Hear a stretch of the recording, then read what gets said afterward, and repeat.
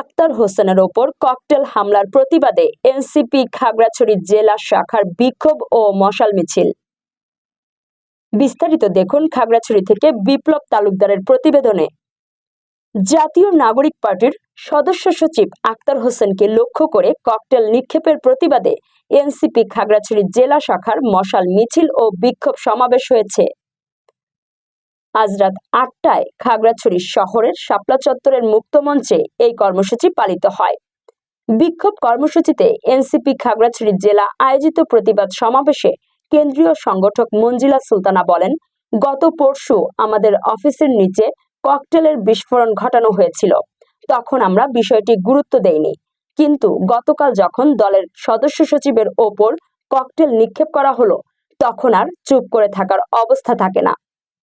ভয় দেখিয়ে এনসিপিকে আটকানো যাবে না। দেশের গুণগত পরিবর্তনের লক্ষ্যে এনসিপি কাজ করে যাবে। জুলাই অভ্যুত্থানের চেতনা ধারণ করে আমরা গণতান্ত্রিক বাংলাদেশ নির্মাণে কাজ করে যাব। খাগড়াছড়ি চেঙ্গি স্কয়ার থেকে এই মশাল মিছিলটি শুরু হয়ে শহরের গুরুত্বপূর্ণ সড়ক প্রদক্ষিণ করে শেষ হয় খাগড়াছড়ি মুক্ত মঞ্চে। পরে সংক্ষিপ্ত বিক্ষোভ সমাবেশ করেন দলটির নেতাকর্মীরা। এই সময় উপস্থিত ছিলেন খাগড়াছড়ি সদর উপজেলা এনসিপির সভাপতি বিপ্লব ত্রিপুরা, কেন্দ্রীয় যুব শক্তি সংগঠক হারিসুর রহমান রনি, খাগড়াছড়ি জেলা সংগঠক থুইচিং মার্মা, সংগঠক শেখ সিনা রাসেল সহ দলটির নেতাকর্মীরা। সদস্য সচিব জনাব আক্তার হোসেনকে লক্ষ্য করে একটা মাইক্রোবাস থেকে ককটেল ছোড়া হয়। সেই ককটেলে আমাদের কেন্দ্রীয় সদস্য সহ ৩ জন আহত হয়। সেই আহত ব্যক্তিরা এখনো হাসপাতালে কাতরাচ্ছে। নতুন বাংলাদেশের আমরা যে স্বপ্ন দেখি, সেই স্বপ্নে বাংলাদেশে জুলাই যোদ্ধারা আজকে হসপিটালে কাতরাচ্ছে, যেটা এই বাংলাদেশের যারা ক্ষমতালোভী ব্যক্তি তাদের জন্য লজ্জাকর। আপনারা প্রত্যেকটা ক্ষেত্রে ক্ষমতা ক্ষমতা করে করে এই দেশের জুলাই যোদ্ধাদেরকে বিপদের মুখে ঠেলে দিয়েছেন। বারবার বলছেন যে আপনারা এই যুদ্ধ করেছেন, কিন্তু আপনাদেরকে বলতে চাই, যারা জুলাই যোদ্ধা ছিল তাদের জন্য কি আসলেই আপনারা সেফ? আপনারা কি তাদের জন্য নিরাপদ বাংলাদেশ দিতে পেরেছেন? আপনারা পারবেন বলে আমাদের মনে হয় না। আপনাদের পারার কোনো বিন্দু মাত্র চেষ্টা আমরা আপনাদের মধ্যে দেখি না। আপনারা জুলাই অভ্যুত্থানের পরবর্তী যারা এই ছাত্রদের এই জনতার হাল ধরার কথা ছিল, তারা সেই হাল তো ধরলেনই না। আপনারা ছুটছেন ক্ষমতার পিছনে, যেই ক্ষমতা শুধু আপনাদেরকে চিনিয়েছে চাঁদাবাজি, মানুষকে ভয় দেখানো এবং লুটপাট। কেন শুধু এনসিপি আজকে ছেলেদের কথা ভাববে? কেন? আপনারা কি তার উত্তর দিতে পারছেন? না।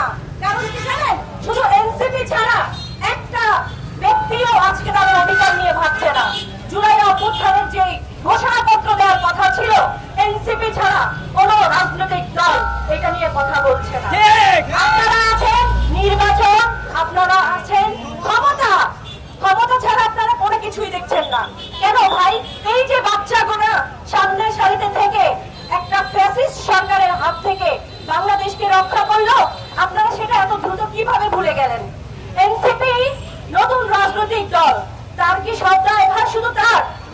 আপনারা তার উপর সকল ধরনের দায়ভার চেপে দিয়ে তাদের উপর ন্যাক্কারজনক ভাবে একটার পর একটা হামলা করে যাচ্ছেন।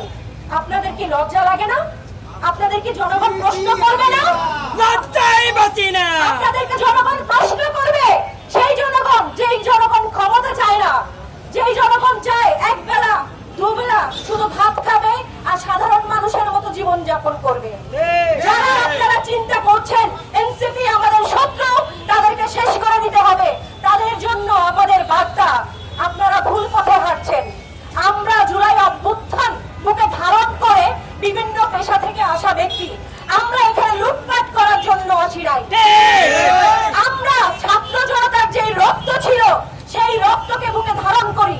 আমরা ধারণ করি সেই সমস্ত ব্যক্তিদের যারা ক্ষমতার লোভ ছাড়া রাস্তায় নেমেছিল, যাদেরকে আমরা জুলাই ঘোষণাপত্র ফিরিয়ে দিয়ে, যাদেরকে জুলাই ঘোষণাপত্রের মাধ্যমে আমরা স্বীকৃতি দিতে চাই। এনসিপি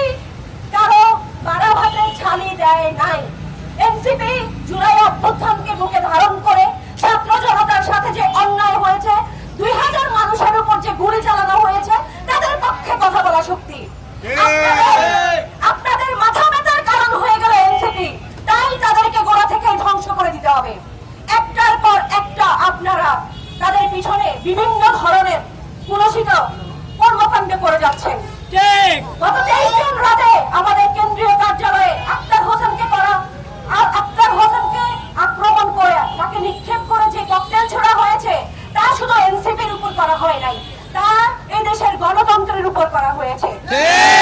তা করা হয়েছে এই দেশের সাধারণ মানুষের প্রতি। আপনাদের যদি মিনিমাম লজ্জাবোধ থাকে, আপনারা মানুষের কাতারে আসেন, সাধারণ মানুষের কথা বলেন।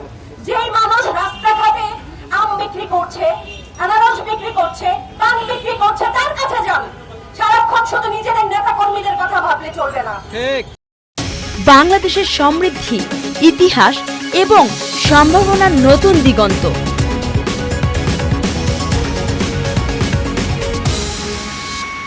স্বাগত জানাই। ভোক্তা টিভি হোক আপনার বিশ্বস্ত খবরের উৎস।